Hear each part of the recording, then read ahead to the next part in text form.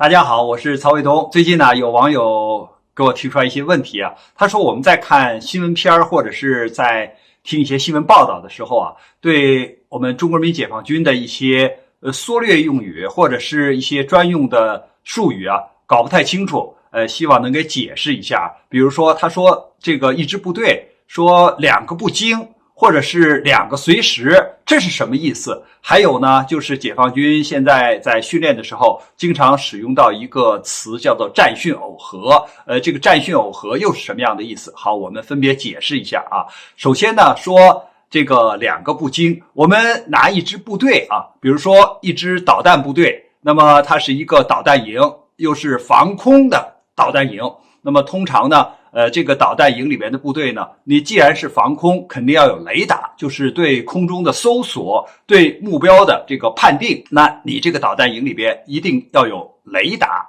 其次呢，当你发现了目标，它传回来之后啊，要进行敌我的识别，还有呢，就是要测定这个目标的驻远，就是高度多少，速度多少，方位多少，你这样呢才能发射拦截的导弹去打击目标。所以它一定有这个就是判定目标、指挥目标的啊，这样一个组成部分。还有呢，就是当这个确定了目标的这些驻员之后呢，要发射导弹去对它拦截。因为我们的防空导弹呢，主要是红旗系列，而作为区域防空的时候呢，多数是红旗9这样的防空导弹。所以你要发射导弹，但是你导弹打出去之后要及时的填装，也就是你的这个导弹要有补充啊，所以你一定要有后备的这个运输车呀，或者是后备导弹呢，要赶紧装填到发射架上要处于一种能够打击的这个情况。所以说到两个不惊就是这支导弹营假设我们就拿这个防空导弹营来做比喻，就是他们正在开会的时候，这个突然接到命令，就是要出发到一个新的区域里边，比如说战区，他现在在这个中部战区，现在要到东部战区去执行任务，那就是他不需要就是经过再训练，比如说我的雷达号手还有一些不能完全的胜任或者是说我的这个游击手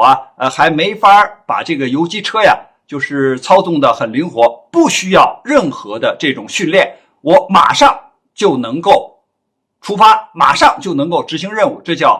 不惊，就是第一个不惊。第二个不惊呢，就是我的这支部队无论是雷达、导弹，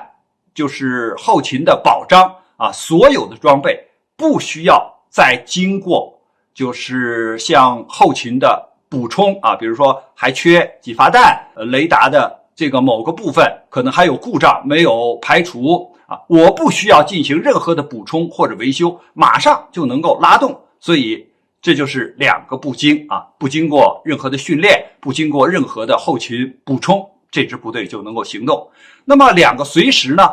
我们还是用这支部队来比喻，比如说他们下午正在组织这种就是军事理论的学习，突然接到命令要出动，那么这支部队马上处于一个紧急集合的状态，也就是你各个号手你要把自己的行装打点起来，然后迅速的放到车辆上，然后这个转移就是阵地，因为你现在是处于一个位置，可能是要到一个新的位置上去，就是随时能够拉动。还有一个呢，就是它一旦拉动之后，无论是用汽车的方式，就是公路运输，还是铁路的方式这个把这支部队拉到新的阵地上之后呢，随时能够就是布置好参加相应的这样的军事任务，这就叫两个随时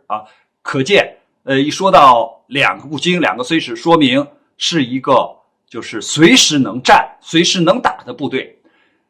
讲到这个战训耦合呢，就是我们现在是处于一种和平的环境没有发生这个战争或者是军事冲突，那么部队呢，它一般是处于军事训练的状态，但是它的这个军事训练是以未来的大信息化条件下的战争来做准备的它所有的训练都是围绕着怎么打赢，或者是未来的这个战争的形态是什么样的来进行训练的，这叫训。那么一旦发生军事冲突的时候或者是说一旦要执行军事任务的时候，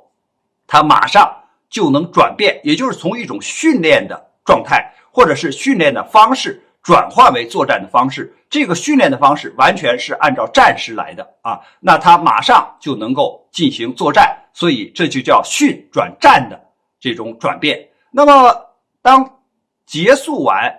打仗或者是军事行动任务以后呢，他又转为了训练的这种方式，所以就是从战转训啊，马上就能够变换出来，也就是它的训和战是紧密的结合或者是相同的。那么战与训啊，这个转换也是非常快的，所以这就叫战训耦合，就是一切训练是为了打仗打赢而准备的。关于这个话题呢，我们今天先聊到这儿，感谢大家观看本节目，我们下期节目再见。